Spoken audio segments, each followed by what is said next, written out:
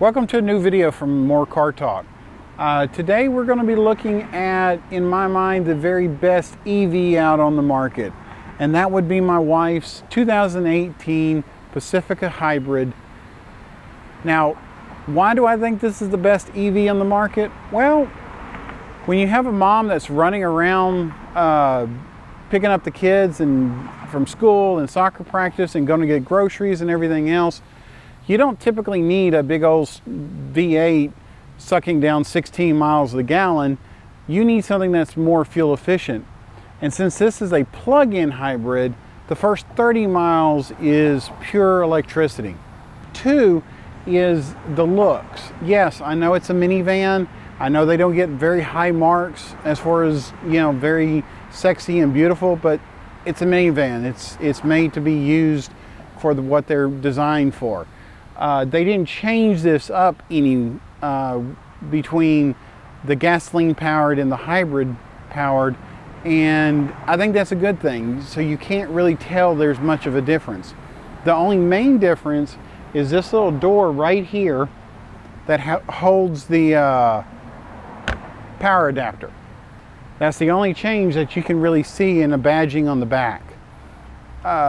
Also, another reason I think it's the best hybrid out there, or the best EV out there, is that it's a minivan. I mean, you're hauling kids around, you're going on long trips, and you want to be comfortable. You want to be able to store stuff, and the vans have plenty of storage. We went on a trip not too long ago to Disney. We had 6 people in this van, and we were relatively comfortable. And on the way back, we actually had more luggage than we did when we went. And we still had space to haul it. So let's give you a little tour about the van. So, like I said, it's a 2018. Like I said, the only difference is this little badge. That's where you plug it in. It doesn't look really any different than a regular Pacifica Hybrid. My mom and dad have a 2017. It's got the same rims. They've got the limited package. We just got the Touring L. And besides that little badge over there with the charging port, that's the only other one that it has. Now, why do I still think this is one of the best EVs in the market? Well, again, it's functionality. I love the Teslas. I think they're beautiful. I want one. If anyone wants to give me one, please go right ahead and I'll take the donation. But one of the best things about the van being an EV is the space. You just can't beat it. I mean, the Model X or even the Y, you just can't beat how much space there is. You've got 6 passenger capability. Those seats fold down flat into the floor, and so you can have all this space from here all the way up to the middle seats. Now, the one drawback with this van being a hybrid is that you don't get the stow and go like you get with the regular vans. And that's always been a really good feature with Chrysler. You can fold the middle seats down into the floor and have like 8 feet worth of space to put anything you want to in it. Well, with the hybrid, the battery is taking the storage of the stow and go, and so you can't do that in this one, but you can lay down the back seats. And again, I know it's not very sexy, is that you've got sliding doors, where in an SUV like a Durango like we had before, you had doors that open up, and with a 4 or 5 year old, sometimes they open the doors a little too hard, and that can cause dings and scratches that we as parents have to pay for. Not very fun. But so you've got all this room in here. These seats here slides up so people can easily get in the back, or they can just pass through the middle. I'm going to demonstrate how easy it is to get into this van by allowing my son to do it for me. Where? Here? No, in the back seat. Oh, like I normally do. Yeah, like you normally do. Now, Logan is almost 6 foot, and he can get back there no problem and still have plenty of headroom. And well, since he's getting taller, the leg room is getting kind of a premium, but he's going to have that problem no matter what. Yeah. The car seat might have to start going into the back, because both of my boys, or my older boys, are 19 and 12, and they're 6'6" and almost 6 foot at 12 years old. When Chrysler discontinued the Town and Country and started making the Pacifica, I was a little skeptical as far as why they would abandon the Town and Country name since it had been around for so long. Well, after looking at this van and driving it, I don't think it really matters. The old Pacifica, that was an SUV that in my mind was atrocious. You know, as a distant memory, most people don't even remember it because there wasn't a lot of them bought. So the center stack here is very nicely put together. You got very nice piano black accents, kind of hard to keep clean, but it's doable. You've got your shift knob right here. You've got your radio control, air conditioning control, your tuning for your radio. The only problem that has been, that people have brought up, is having the shift knob right next to the volume knob and accidentally grabbing that. The only time I've had that problem, I did it once, but I didn't shift the car out of gear or anything, and so it was fine. But after doing it for a while, it just becomes muscle memory. Now, being the hybrid, it gets the 8.4-inch widescreen screen here. It doesn't come with the navigation because this is the Touring Air model. If you got the Limited, you would get that one. But it does come with Apple CarPlay, which gives you plenty of options to go by.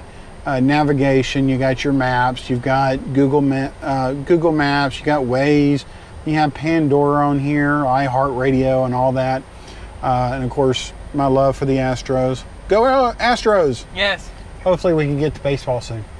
And so, I mean, you've got a lot of different options in here. Now, this being the Touring L, and one reason we got it is it does have front and passenger heated seats, which is a must in my mind. All my cars except for the 93 or 91 Dodge Stealth and the 98 Mustang has heated seats, but those are play cars, so you know I can live with that.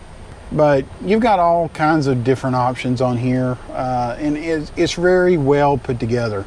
What would be a minivan without plenty of cubbies, storage compartments? Right below the radio, you've got this compartment, you got another compartment, then you got this little pull out which you can hold change. You've got like a center console down here that you can see that has a whole bunch of stuff that you can just store. You've got a center console with 2 cup holders and a receipt. Little change compartment, that's where stuff gets grabbed all the time. Another set of cup holders back here, and you've also got like a little cubby right down here that holds stuff also. And then you've got plenty of room in the back. In the very back seats, there's 2 cup holders back there for long trips. Oh, it's got 3 cup holders. Mm-hmm. So it's got 3 cup holders that came from Logan. How many? 3. 3. Okay. During our Disney trip, Logan was set back there with our 5-year-old for many hours. So he's painful hours. He's the expert on the back seat. The back windows have retractable sunshades that are built into the doors. You got rear climate control. So it's a very well put together vehicle. So with this van being the hybrid, the one thing that you'll notice is that on the gauges, you do not have an actual speedometer. You have a digital one up at the very top, or you can make it into the center stack. Also, there is no RPMs. All you've got is on your left side your charge and how much power you're using, and on the right side you have the fuel gauge. Everything else is taken up by this big old screen that you can choose what you want to see. If you're in this mode right here and you show the speedometer all the way across, it'll actually change colors from green to blue. So when you're in the green mode, you're actually doing very good on your driving. When you get into the blue mode, that's when you're using more power.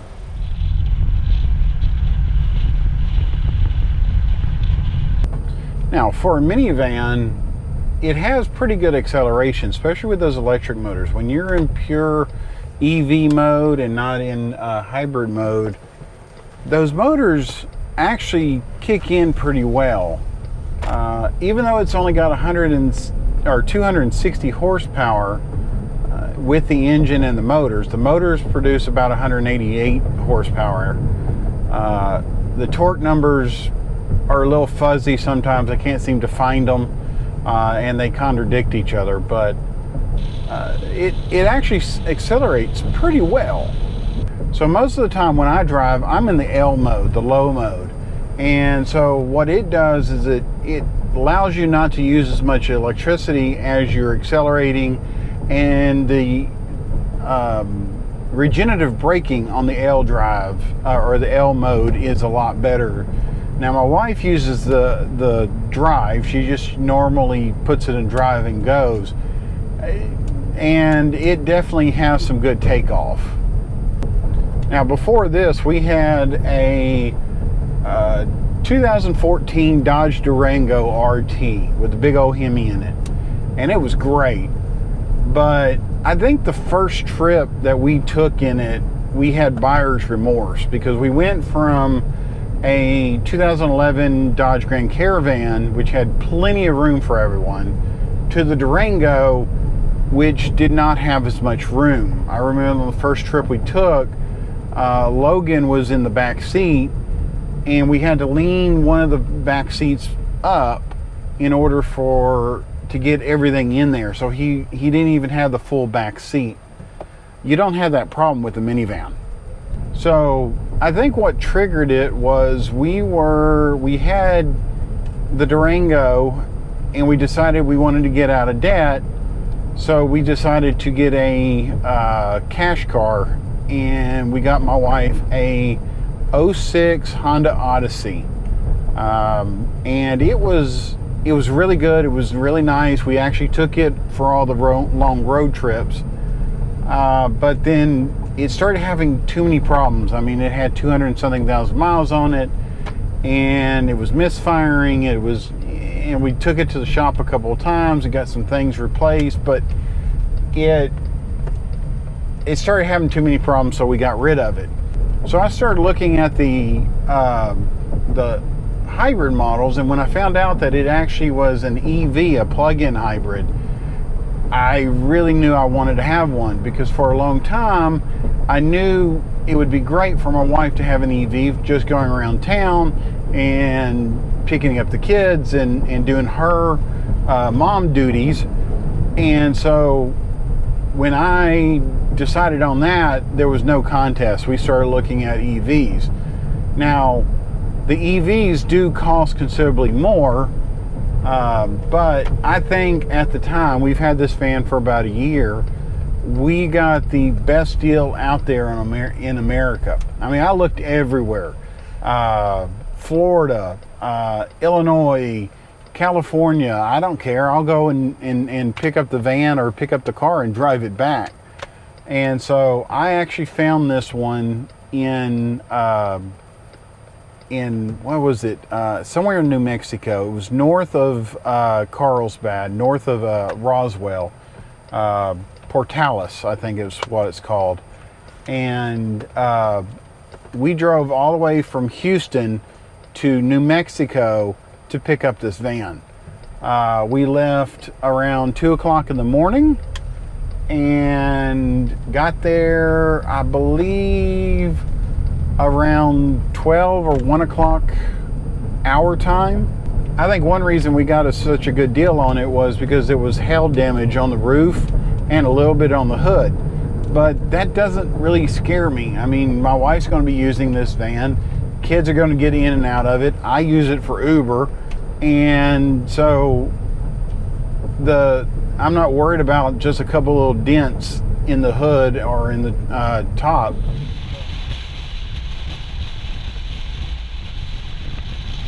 Now, on average, we typically get about 30 miles to the gallon on when it goes into hybrid mode, which, I mean, I know it's not as great as, let's say, a Prius, but for a 4,000 pound vehicle that can haul 7 people, 30 miles to the gallon is actually pretty darn good. Now, when we went to Florida for Disney right before the coronavirus all hit, we averaged right around 31 miles to the gallon. And when we went 7 years ago in the old Grand Caravan, we were getting around 28. So, we gained, 2 to 3 miles per gallon. Now, this being Chrysler's first EV vehicle in the market, I think they've actually done a really, really good job. There are a couple of little things. Every once in a while, when the engine kicks in, if you're sitting at a red light or whatever, and that engine kicks in, it feels like you just got rear-ended. It kind of jerks. Sometimes with this engine kicks in, what it does is it's just charging the batteries, and it sounds like a turbine. I mean, it goes whoo. I mean, it sounds like it's about to take off. And so that's a little unnerving. And then every once in a while, when you get down on it and you still have plenty of battery left, and you get down on it and the engine kicks in, sometimes the engine doesn't kick off. It sits there and constantly tries to run. And I don't know why, because if I look at the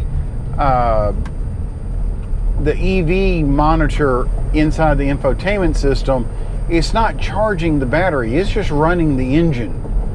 And so you have to stop, turn the engine off, turn it right back on, and then after that, the engine doesn't come on when you're in EV mode.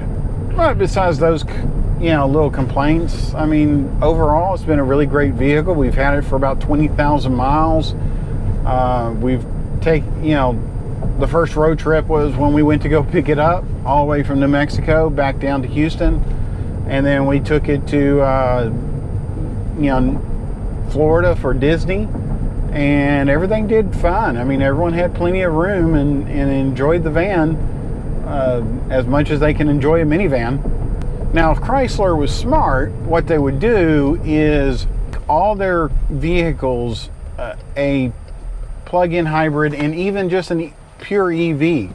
So you would have the Chrysler Pacifica, the gasoline-powered version. You got the plug-in hybrid, which was what we're in, and then they would have a pure EV version. I think that would be, really good. And then take the 300 and do the same thing. Have 3 different options. You got the gasoline engine, you have the plug-in hybrid, and you would have the pure EV model. The car's long enough, you can put a good battery back there and power it for 250 miles, and I think actually give Tesla a little run of their money for the Model S. So to give you some charging numbers, if you use a regular 110 volt charger, it's going to take about 12 to 13 hours to charge this van. And if you use the level 2 charger, it's going to take about 2 hours. Since we've had the van for about a year, we are still using the 110 because most of the time when we come home at night, we plug it up and it's charged all the way up to the capacity, by the time we get up in the morning and ready to go do our running around. Now eventually I would like to get the 220 Charger, but for right now we'll just stick with the 110. So there you have it. In my opinion, the best EV on the market that's not a Tesla. It has range, it has looks, it has functionality. You can haul 7 people. Even Tesla can't haul 7 people right now. So please, if you like this video, let us know. Please like, share, and subscribe. Let us know what you like to do. We got some more videos coming up on repairs, and I'm hoping to start doing more reviews of cars that I've actually wanted all of my life and start doing that. So until next time.